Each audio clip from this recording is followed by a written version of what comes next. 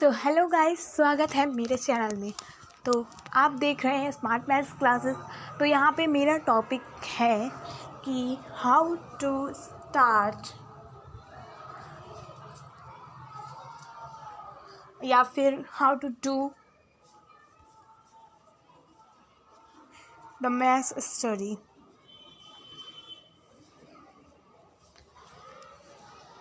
तो मैथ्स को पढ़ने के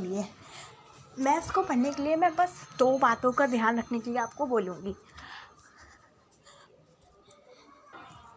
तो वो दो बात हैं कि आपको पहला तो कंटिन्यूस वर्क करना है मैथ्स के साथ। दूसरा, आपके अंदर मैथ्स के लिए इंटरेस्ट पढ़ना चाहिए।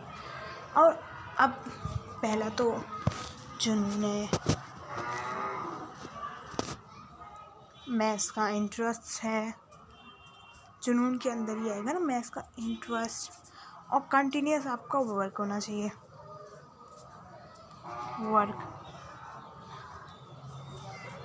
तो सबसे पहले मैं आपको ये बताना चाहूँगी कि बहुत सारे लोग सोच रहे होंगे, अब बहुत सारे बच्चे सोच रहे होंगे कि जुनून तो सारे बच्चे में नहीं होता, सब बच्चों में नहीं होता। जुनून पैदा करना पड़ता है। उसको पैदा करने के लिए कंटिन्यूस स्टडी करनी पड़ती है।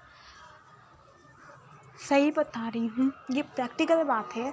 अगर आप डेली मैथ्स को स्टडी करेंगे, भले ही आप थोड़ा सा भी टाइम देते हैं, आधा घंटा, मान लीजिए आपने दिन का आधा घंटा दिया सिर्फ मैथ्स को करने के लिए, तो आप कुछ ही दिनों में आपको ये लगेगा कि मुझे मैथ्स और पढ़नी चाहिए, मुझे इंटरेस्ट आना शुरू हो जाएगा आपको मैथ्स में। ये एक मेरी सलाह मानिए और आगे बढ़िए। ये एक सच्ची बात है जो मैंने प्रैक्टिकल की है। मेरे भाई बहनों ने, मतलब जिन्हें लोगों ने मैंने बताई, उन लोगों ने प्रैक्टिकल की है कि जब आप लोग मैथ्स में इंटरेस्ट बढ़ाते हैं तो मैथ्स आपका इंटरेस्ट खुद ही बढ़ा देता है। थोड़ा सा इंटरेस्ट आप बढ़ाएंगे, वो आपका ज़्यादा से ज़्यादा इंटरेस्ट खुद बढ़ा लेगा। तो जैसे कि आपने कोई सा भी चैप्टर स्टार्ट किया, तो सबसे बड़ी दिक्कत आती है बच्चों को कि वो बुक खोलते हैं तो उन्हें कुछ आता ही नहीं है। मतलब कि उनको सिर में दर्द होने लगता है मैथ्स के क्वेश्चंस देखने के लिए। वो सॉल्व करते हैं तो उन्हें क्वेश्चन सॉल्व नहीं होते हैं। ये दिक्कत आती है। बट इसका सल्यूशन है मेरे पास। इसका सल्यूशन ये है कि आप सबसे पहले अपनी बुक को मत खोलिए।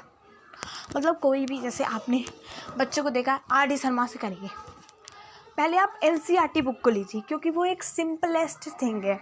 तो जब आप सिंपल ही नहीं करोगे तो हार्ड कहाँ से आ जाएगी आपको। पहले NCERT बुक को करिए।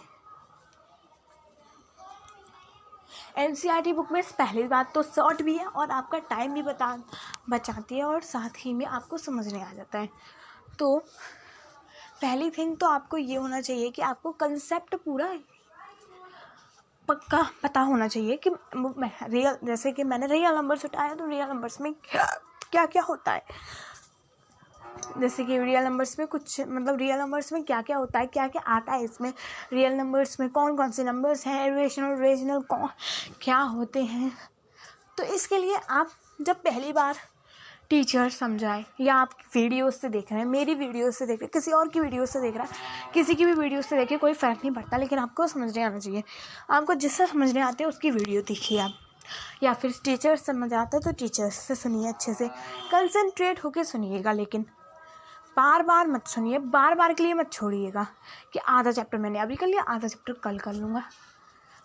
अगर छोटा है तो पूरा कर ही लो, बड़ा है टाइम लगेगा। हाँ, तो कर सकते हैं कि मैंने इतना यहाँ तक कर लिया, मुझे यहीं से आगे फॉलोइंग करना है।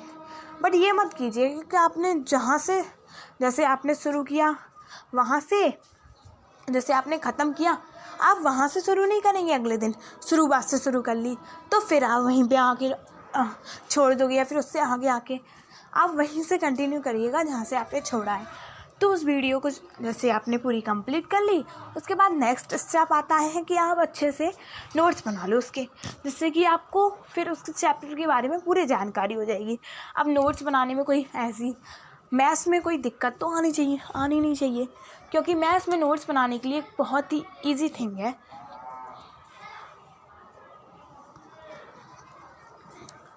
वो है मैथ्स में कि आपको फॉर्मूले जितने भी इम्पोर्टेंट थिंग जो आपको दिखे कि एक्सरसाइज से जुड़ी है, उन चीज़ों को आप नोट कीजिए। जो आपको लगे कि मुझे ये हर बार, जो आपको लगे कि वो आपको हर बार मतलब कि जब भी आप बुक खोलो उससे पहले रिवीजन के लिए चाहिए, तो उन चीज़ों को उठाइए आप। तो उन चीज़ों को उठाइए, मतलब नोट्स को इसलिए बनाइए, उन चीज़ों को नोट्स में डालिए। ज़रूरी नहीं है पूरी रामायण नोट्स में डाल रखो। जैसे कोई एग्जाम्पल दे रखा है बड़ा से बड़ा कि उसने इतनी बॉल उठाई तो इरेशनल नंबर, उसने इतनी बॉल उठाई तो ये इरेशनल नंबर से, ये नहीं, आप पूरा रामायण मत लिखिए। जो इम्पोर्टेंट चीज़ें हैं वो लिखिए। जैसे कि इरेशनल नंबर्स कौन से होते हैं ये लिख दिया, फिर उनके एग्जाम्पल लिख दिए। कुछ इरेशनल नंबर कौन से होते हैं ये लिख दिया, उनके एग्जाम्पल लिख दिए। उसके बाद division, fundamental theorem of arithmetic कौन सी होती है, यूक्लिड्स डिवीज़न एल्गोरिथम क्या कहता है। बस ये तो ज़्यादा से ज़्यादा आपको करने में आधा घंटा 1 घंटा लगेगा। आप एक दिन नोट्स बनाओगे, वो आपको जब तक आपके पेपर नहीं होते तब तक काम आएंगी। पेपर के लास्ट में भी आपको ये चीज़ें बहुत काम आएंगी, क्योंकि कंसेप्ट जो है वो आपका बहुत स्ट्रॉन्ग होना चाहिए मैथ्स की एक्सरसाइज करने के लिए। अच्छा, तो ठीक है, आपका कंसेप्ट क्लियर हो गया, उसके बाद नोट्स भी क्लियर हो गए। तो उसके बाद नेक्स्ट आता है जो है कि आपको क्लियर होनी चाहिए एक्सरसाइजेस।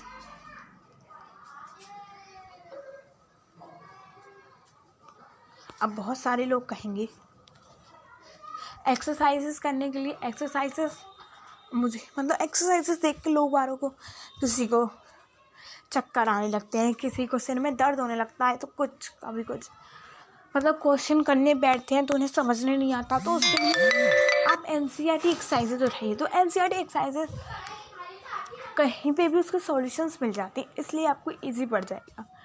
तो आप ज़रूरी नहीं है मेरी वीडियो से या फिर किसी और की वीडियो से, एनसीईआरटी सॉल्यूशन हर जगह हैं, तो आप जहाँ से देखना चाहो उनसे समझ के सॉल्यूशंस लिख लो। धीरे धीरे करके आप लिखो। पहले तो समझ लो, पहले तो समझो कि बोल क्या रहे, मतलब उन्होंने क्या समझाया। फिर उसके बाद आप खुद लिखने की कोशिश करो कि इन क्वेश्चंस में क्या क्या था। आपने वो लिख लिया तो आपको वो क्लियर हो जाएगा एक बार के लिए। बट उसके आगे परस्यू करना है तो आप एक काम कर लीजिएगा। हाँ, तो मैं कहाँ पर थी, मैं थी कि आपको, हाँ, पहले अपने एनसीईआरटी एक्सरसाइज के सॉल्यूशंस देख देख के कर लिए, पहले समझा उसको, फिर खुद करने की कोशिश की। उसके बाद आप एक थिंग ये कीजिएगा कि जैसे किसी को भी क्वेश्चन नहीं आता है, आप स्कूल में तो नहीं हो, लेकिन आप ज़्यादा से ज़्यादा अपने आप को पढ़ाने की कोशिश करिएगा। जैसे कि आप एक वाइट बोर्ड ले लीजिएगा, या फिर आप फ़ोन पे भी वाइट बोर्ड की ऐप आती है वो कर लीजिएगा।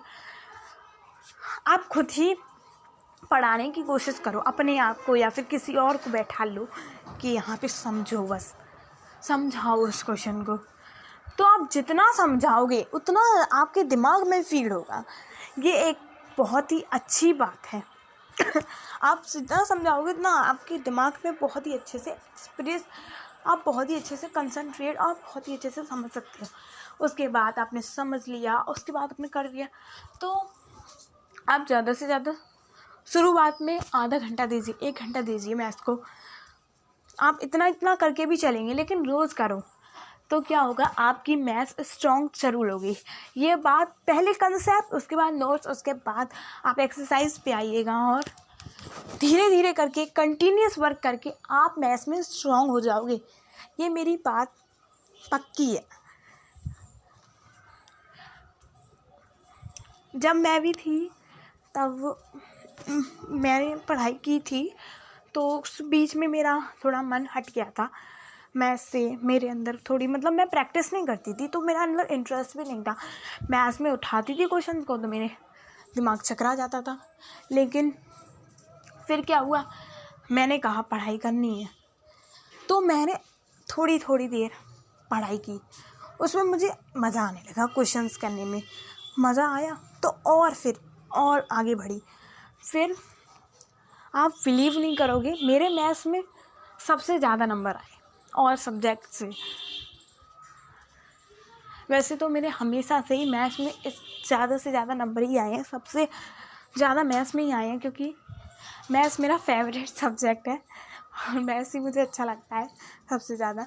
और बीच में थोड़ा मेरा मैथ्स गड़बड़ा भी गया था, तो उसके लिए मैंने सही कर लिया था। उसको सही करने के लिए बस मैंने उसको कंसंट्रेट किया था उसके ऊपर, ज़्यादा कंसंट्रेट नहीं किया था। और भी सब्जेक्ट से मेरे पास बस मैथ्स को ही नहीं लिया था, लेकिन हाँ किया था कंसंट्रेट, थोड़ी देर किया, बस आधा घंटा 1 घंटा देती थी मैथ्स को बस। पूरे घंटे में अगर आधा 1 घंटा भी दे दोगे तुम पूरे दिन में, तो आपका कितना रहेगा? 24 में से 23 घंटे, 1 घंटे की नींद कम कर देना, बस क्या होगा? अच्छे से आपका मन लगेगा, कंसंट्रेट करोगे आगे मैथ्स में। तो आप ये बात को गौर में रखिएगा।